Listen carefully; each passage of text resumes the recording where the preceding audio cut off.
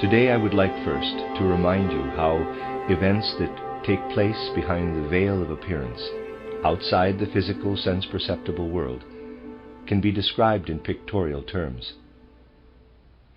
One has to speak in this way of these events, but the pictures correspond throughout with reality. With regard to sense-perceptible events, we are living in a time of hard tests for humanity, and these tests will become harder still.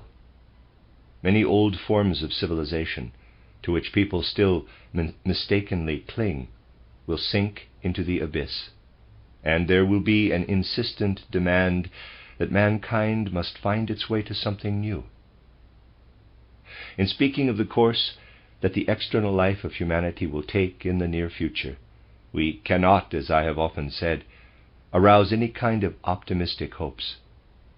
But a valid judgment as to the significance of external events cannot be formed unless we also consider the determining, directing, cosmic events that occur behind the veil of the senses. When we look out attentively with our physical eyes and our other senses at our surroundings, we perceive the physical environment of the earth and the various kingdoms of nature within it. This is the milieu in which comes to pass all that manifests as wind and weather in the course of the year. When we direct our senses toward the external world, we have all this before us. These are the external facts. But behind the atmosphere, the sun-illumined atmosphere, there lies another world, perceptible by spiritual organs, as we may call them. Compared with the sense world, this other world is a higher world, a world wherein a kind of light, a kind of spiritual light or astral light, spiritual existence, and spiritual deeds shine out and run their course. And they are, in truth, no less significant for the whole development of the world and of mankind than the historical events in the external environment of the earth and on its surface. If anyone today is able to penetrate into these astral realms, wandering through them as one may wander among woods and mountains and find signposts at crossroads, he may find, in quotes, signposts there in the astral light, inscribed in spiritual script. But these signposts have a quite special characteristic. They are not comprehensible without further explanation, even for someone who can read in the astral light. In the spiritual world and in its communications, things are not made as convenient as possible. Anything one encounters there presents itself as a riddle to be solved. Only through inner investigation, through experiencing inwardly the riddle and much else, can one discover what the inscription on a spiritual signpost signifies. And so at this time, indeed for some decades now, but particularly at this time of hard trials for mankind, one can read in the astral light, as one goes about spiritually in these realms, a remarkable inscription. It sounds like a prosaic comparison, but in this case, because of its inner significance, it does not remain prosaic. Just as we find notices to help us find our way, and we find signposts even in poetic landscapes, we encounter an important spiritual signpost in the astral light. Time and time again, exactly repeated, we find there today the following message inscribed in highly significant spiritual script. Quote, "O man, you shape it to your service. You display it according to the value of its substance in many of your products. Yet it will only make you whole when it reveals to you the exalted dominion of its spirit." Close quote. Injunctions of this kind, pointing to facts significant for mankind, are inscribed, as I have said, in the astral light, presenting themselves first as a kind of riddle to be solved, so that human beings may bring their soul forces into activity. Now let us contribute something to the solving of this inscription, really a simple inscription, but important for mankind today. Let us recall how, in many of our studies here, we have surveyed the course of the year. One first observes it quite externally. When spring comes, one sees nature sprouting and budding. One watches the plants grow and come to flower, and sees how life everywhere springs up out of the soil. All this is enhanced as summer draws on. In summer it rises to its highest level. And then when autumn comes, it withers and fades away, and when winter comes, it dies into the bosom of the earth. This cycle of the year, which in earlier times, when a more instinctive consciousness prevailed, was celebrated with festivals, has another aspect, also mentioned here. During winter, the earth is united with the elemental spirits. They withdraw into the interior of the earth and live there among the plant roots, preparing for new growth, and among the other nature beings who spend the winter there. Then, when spring comes, the earth breathes out, as it were, its elemental being. The elemental spirits rise up as though from a tomb and ascend into the atmosphere. During winter they conformed to the inner order of the earth. But now, as spring advances, and especially when summer comes on, they open themselves to the order that is imposed upon them by the stars and the movements of the stars. When midsummer has come, then out there in the periphery of the earth, life surges among the elemental beings, who had spent the winter quietly and calmly under the earth's mantle of snow. In the swirling and whirling of their dance, they are governed by the reciprocal laws of planetary movement, by the pattern of the fixed stars, and so on. When autumn comes, they turn toward the earth. As they approach the earth, they become subject more and more to the laws of the earth, so that in winter they may be breathed in again by the earth, once more to rest there in tranquility. Anyone who can thus experience the cycle of the year feels that his whole human life is wonderfully enriched. Today, and for some time past, a person normally experiences, though but dimly, half-consciously, only the physical etheric processes of the body taking place within his skin.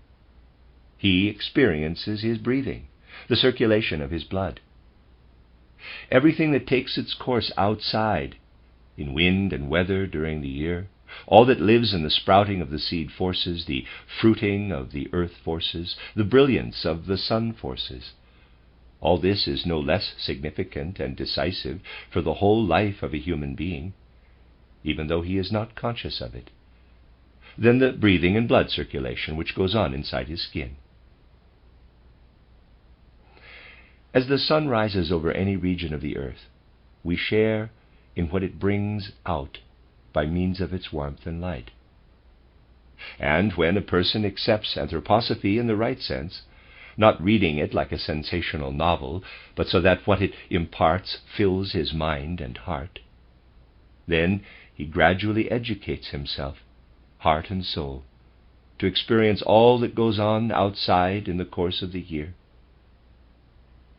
Just as during a day we experience early freshness, readiness to work in the morning, then the onset of hunger and weariness in the evening, and just as we can sense the inner life and activity of the forces and substances within our skin, so by taking to heart anthroposophical ideas, entirely different from the usual descriptions of sense-perceptible events, we can prepare our souls to become open to the activities that go on outside in the course of the year. We can deepen more and more this empathy with sympathetic participation in the cycle of the year. and we can enrich it so that we do not live so cut off within our skin, letting the outer world pass us by. But on the contrary, we can enrich our experience so that we feel ourselves living in the blossoming of every flower, in the breaking open of the buds, in that wonderful secret of the morning, in the glistening of dewdrops, in the rays of the sun. In these ways we can get beyond the dull, conventional way of reacting to the outer world, merely by putting on our overcoat in winter and lighter clothes in summer and taking an umbrella when it rains. When we overcome a prosaic attitude and learn to experience the interweaving activities, the ebb and flow of nature, only then do we really understand the cycle of the year. Then when spring passes over the earth and summer is drawing near, we will be heart and soul in the midst of it. We will perceive how the sprouting and budding life of nature unfolds, how the elemental spirits whir and whirl in a pattern laid down for them by planetary movements. And then in the time of high summer, we too will widen our experience to share in the life of the cosmos. Certainly this damps down our own inner life, but at the same time our summer experiences lead us out in a cosmic waking sleep, one might say, to enter into the activities of the planets. Today, generally speaking, people feel they can enter into the life of nature only in the season of growth, of germination and budding, flowering and fruiting. Even if they cannot fully experience all this, they have more sympathetic awareness of it than of the autumn season of fading and withering. But in truth, we deserve to rejoice in the season of spring growth only if we can enter also into the time when summer wanes and autumn approaches, the season of sinking down and dying that comes with winter. And if at midsummer we rise inwardly in a cosmic waking sleep with the elemental beings to the regions where planetary activity in the outer world can be inwardly experienced, then we ought also to sink ourselves down under the frost and snow mantle of winter, so that we enter into the secrets of the womb of the earth during midwinter, and we ought to participate in the fading and dying off of nature when autumn begins. If, however, we are to participate in this waning of nature, just as we do in nature's growing time, we must learn to experience the dying away of nature in our own inner being. For if a person becomes more sensitive to the secret workings of nature, and thus participates actively in nature's germinating and fruiting, it follows that he will also livingly experience the effects of autumn in the outer world. But it would be comfortless for a human being if he could experience this only in the form it takes in nature. If he were to come only to a nature consciousness concerning the secrets of autumn and winter as he readily does concerning the secrets of spring and summer. When the events of autumn and winter draw on, when Michaelmas comes, he certainly must enter sensitively into the processes of fading and dying. But he must not, as he does in summer, give himself over to nature consciousness. On the contrary, he must then devote himself to self-consciousness.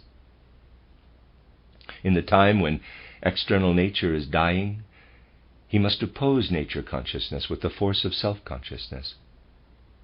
And then the form of Michael stands before us again. If, under the impulse of anthroposophy, a person enters thus into the enjoyment of nature, the consciousness of nature, but then also awakes in himself an autumnal self-consciousness, the picture of Michael with the dragon will stand majestically before him, revealing in picture form the overcoming of nature consciousness by self-consciousness when autumn draws near. This will come about if humanity can experience not only an inner spring and summer, but also a dying, death-bringing inner autumn and winter. Then it will be possible for the picture of Michael with the dragon to appear again as a powerful imagination, summoning humanity to inner activity. For a person who, through present-day spiritual knowledge, wrestles his way through to an experience of this picture, it expresses something very powerful.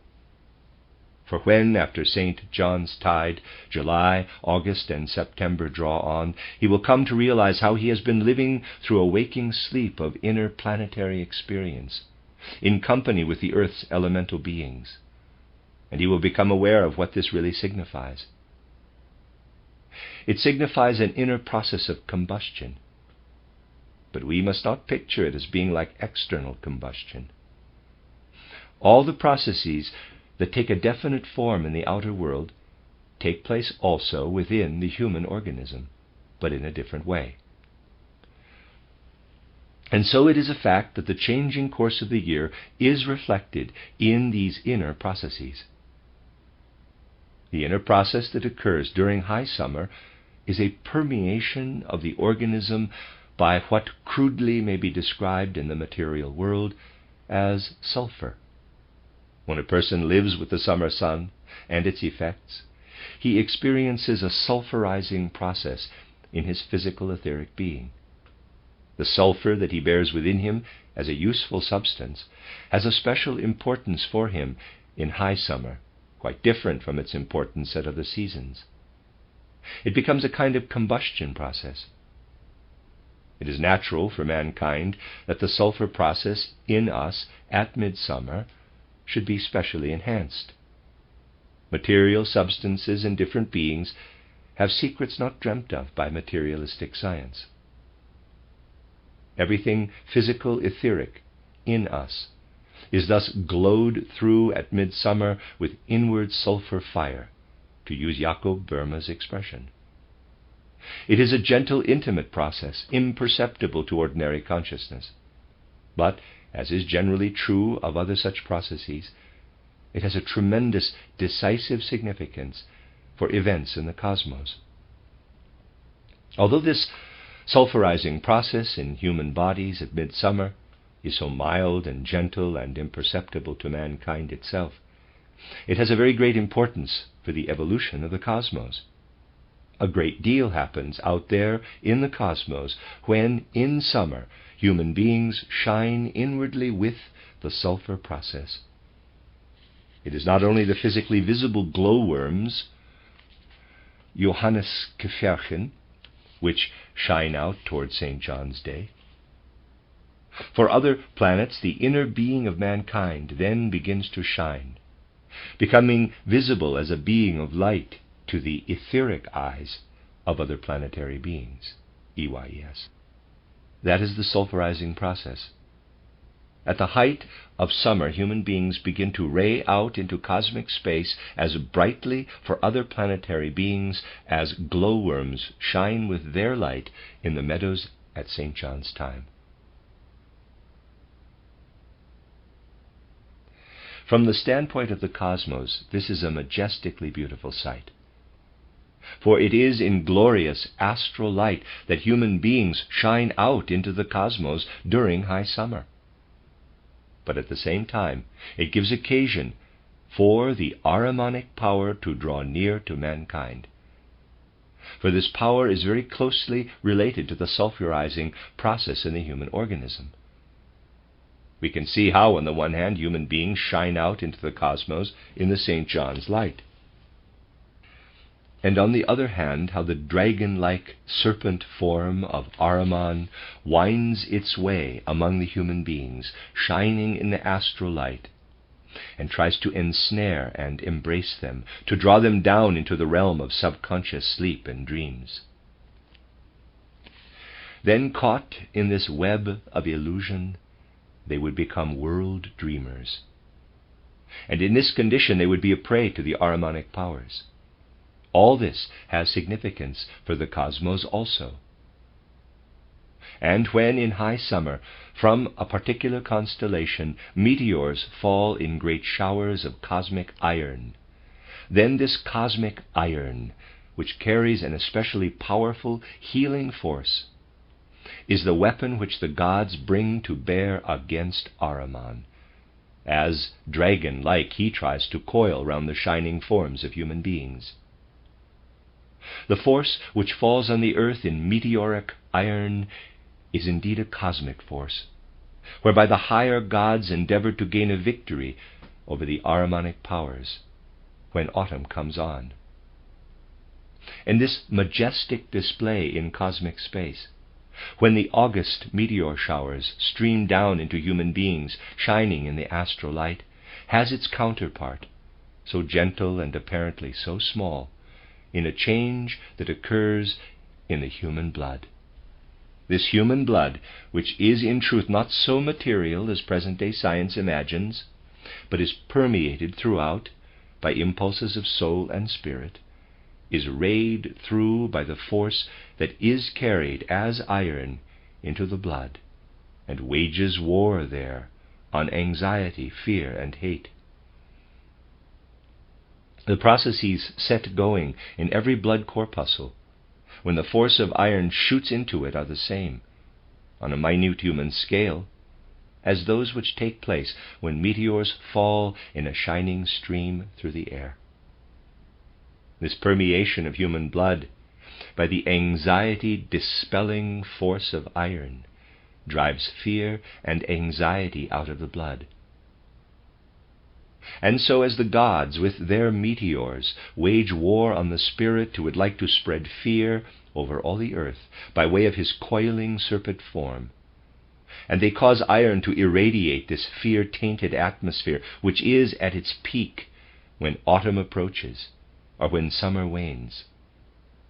So the same process occurs inwardly in human beings when their blood is permeated with iron. We can understand these things only if on the one hand we understand their inner spiritual significance, and on the other we recognize how the sulfur process and the iron process in mankind are connected with corresponding events in the cosmos. A person who looks out into space and sees a shooting star should say to himself, with reverence for the gods, quote, "What is happening in the great expanse of space has its minute counterpart continuously in myself. Out there are the shooting stars, while in every one of my blood corpuscles iron is taking form. My life is full of shooting stars, miniature shooting stars." Close quote. And this inner fall of shooting stars, which in truth signifies the life of the blood, is especially important when autumn approaches, when the sulfur process is at its peak. For when human beings are shining like glowworms in the way I have described, then the counterforce is present also, for millions of tiny meteors are scintillating inwardly in their blood. This is the connection between the inner man and the universe. And then we can see how, especially when autumn is approaching, there is a great raying upward of sulfur from the nerve system toward the brain. One could say that the whole human being can then be seen as a sulfur-illuminated phantom. But raying into this bluish-yellow sulfur atmosphere come the meteor swarms from the blood. That is the other phantom. While the sulfur phantom rises in clouds from the lower part of the human being toward the head, the iron-forming process rays out from his head and pours like a stream of meteors into the life of the blood. Such is the human being when Michaelmas draws near. And we must learn to make conscious use of the meteoric force in our blood. We must learn to keep the Michael festival by making it a festival of fearlessness, a festival of inner strength and initiative, a festival for the commemoration of selfless self-consciousness. Just as at Christmas we celebrate the birth of the Redeemer, and at Easter the death and resurrection of the Redeemer, And as at St. John's Tide we celebrate the outpouring of human souls into cosmic space, so at Michaelmas, if the Michael festival is to be rightly understood, we must celebrate what lives spiritually in the sulfurizing and meteorizing process within us, and should appear to human consciousness in its whole soul-spiritual significance, especially at Michaelmas. Then a person can say to himself, quote, "You will be master of this process, which otherwise takes its natural course outside your consciousness, if, just as you bow down thankfully before the birth of the Redeemer at Christmas and experience Easter with deep inner response, you learn to experience how at this autumn festival of Michael there should grow in you everything that opposes love of ease, opposes anxiety, and encourages the unfolding of inner initiative and free, strong, courageous will." Close quote. The festival of strong will. That is how we should conceive of the Michael festival. If that is done, then if nature knowledge is true, spiritual human self-consciousness, the Michael festival will shine out in its true colors. But before mankind can think of celebrating the Michael festival, there will have to be a renewal in human souls. It is the renewal of our whole soul disposition that should be celebrated at the Michaelmas festival, not as an outward or conventional ceremony, but as a festival that renews the whole inner man. Then out of all I have described, the majestic image of Michael and the dragon will arise once more. It will paint itself out of the cosmos. The dragon paints itself for us, forming its body out of bluish-yellow sulfur streams. We see it taking shape in shimmering clouds of radiance out of the sulfur vapors, and over the dragon rises the figure of Michael with his sword. But we shall picture this rightly only if we see the space where Michael displays his power and his lordship over the dragon as filled not with indifferent clouds, but with showers of meteoric iron. These showers take form from the power that streams out from Michael's heart. They fuse into the sword of Michael, who overcomes the dragon with his sword of meteoric iron. If we understand what is happening in the universe and in mankind, then the cosmos itself will paint from out of its own forces. Then the artist does not lay on this or that color arbitrarily, but in harmony with divine powers and with the world that expresses their being, he paints the whole being of Michael and the dragon as it can hover before one. A renewal of the old pictures comes about if one can paint out of direct contemplation of the cosmos. Then the pictures will show what is really there, and not what fanciful individuals may somehow imagine to be a picture of Michael and the dragon.